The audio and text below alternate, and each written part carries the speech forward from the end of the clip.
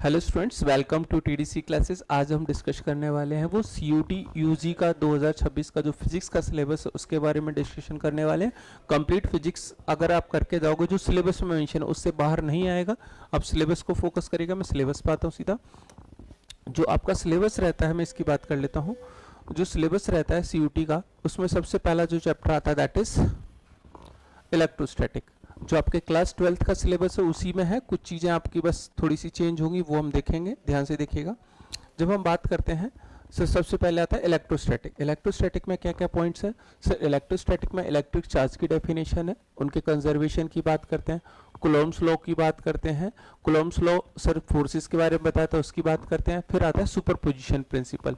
Superposition principle क्या है और कंटिन्यूस चार्ज डिस्ट्रीब्यूशन क्या है, जैसे linear charge density, surface charge density या वॉल्यूम चार्ज डिस्ट्रीब्यूशन की बात करते हैं। वो तीनों चीज़ आती हैं।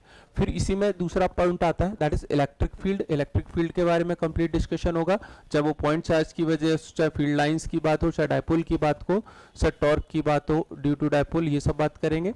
तीसरा आता है इलेक्ट्रिक फ्लक्स। इलेक्ट्रिक फ्लक्स जिसमें हम गॉस लॉ का, गॉस थ्योरम की बात करते हैं, तो गॉस थ्योरम सबसे ज़्यादा इंपॉर्टेंट है, ऐसे ऑब्जेक्टिव क्वेश्चन पूछा जाता है। फिर हमारा आता है इलेक्ट्रिक पोटेंशियल, जिसको हम पोटेंशियल डिफरेंस के नाम से जानते हैं। Electric potential due to point charge, multiple charge, इन सब की वजह से हमें पोटेंशियल निकालना है। इलेक्ट्रिक पोटेंशियल एनर्जी डिस्कस करना है। फिर आता है कंडक्टर और इंसुलेटर के बारे में थोड़ा सा डिस्कशन कि सर कौन से कंडक्टर, उनकी properties based on the conductivity.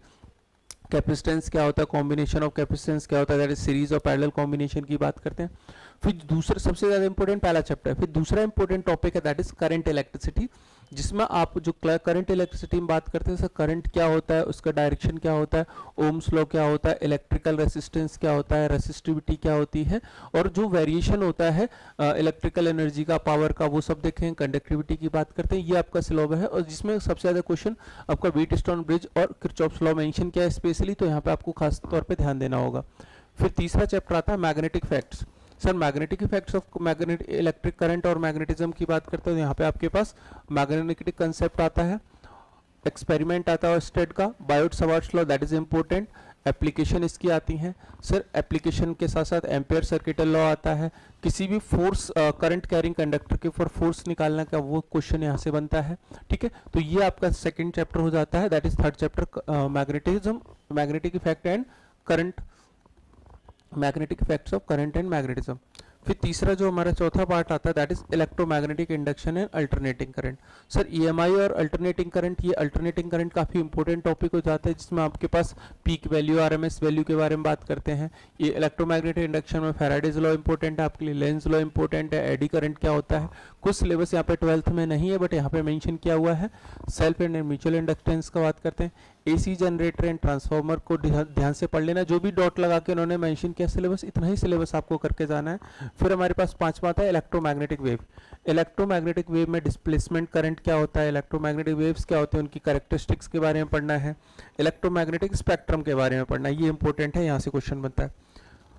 The most important scoring subject जो होता है आपका सीयूटी के एग्जाम में वो होता है ऑप्टिक्स। ऑप्टिक्स में भी दो पार्ट रहते हैं सर हमारा, रे ऑप्टिक्स और वेव ऑप्टिक्स। तो यहाँ पे रे ऑप्टिक्स में हम बात करेंगे रिफ्लेक्शन की, जो मिरर्स के बारे में बात करते हैं, रिफ्लेक्शन की बात करेंगे लेंसेज के लिए, सर कॉम्बिनेशन की बात करेंगे। फिर आता है डिस्पर्जन क्या होता है, डिस्पर्जन ऑफ लाइट क्या होता है, स्कैटरिंग क्या होता है। ऑप्टिकल इंस्ट्रूमेंट में माइक्रोस्कोप और टेलीस्कोप के बारे में डिस्कशन करना है, ठीक है, उनकी मैग्नीफाइंग पावर के बारे में बात करना है। दूसरा आता है वेव ऑप्टिक्स, जिसमें हम बात करते हैं जो हाइगन्स प्रिंसिपल है उसकी बात करते हैं, जिसमें यंग्स डबल स्लिट एक्सपेरिमेंट की हम बात करते हैं। Proof of law of reflection, reflection ये using Huygens principle, but objective paper में प्रूफ नहीं पूछेगा बट सिलेबस में मेंशन है।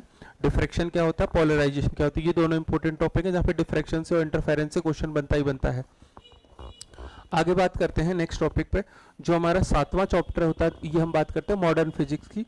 मॉडर्न फिजिक्स में जो आपके पास टॉपिक रहता है that is dual nature of matter and radiation, जिसमें फोटो इलेक्ट्रिक इफेक्ट इंपॉर्टेंट है, यहाँ से क्वेश्चन पूछा गया था लास्ट ईयर भी।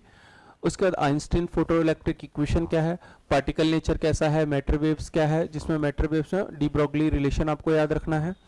एटम्स और न्यूक्लियाई से अच्छे क्वेश्चन बोलते हैं। अल्फा और रेडियो एक्टिविटी, रेडियो एक्टिविटी हमारा 12th के सिलेबस में नहीं है बट हमें यहाँ पढ़ना पड़ेगा। अल्फा बीटा गामा रेडिएशन होते हैं उनके बारे में पढ़ना है। मास एनर्जी रिलेशन आपके सिलेबस में है, ये पढ़ना। आइसोटॉप्स क्या होता है, आइसोबार्स क्या होते हैं।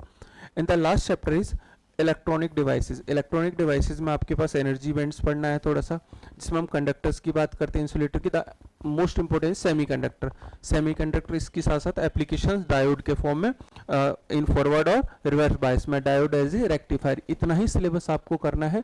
इतना सिलेबस कर लोगे तो फिजिक्स में 50 में से 50 क्वेश्चन आप सॉल्व करके आओगे। 250 नंबर का पेपर होगा 1 घंटे में, तो आसानी से आप स्कोर कर सकते हो। सिलेबस से बाहर नहीं कुछ पढ़ना है, सिलेबस से कम भी नहीं पढ़ना है आपको।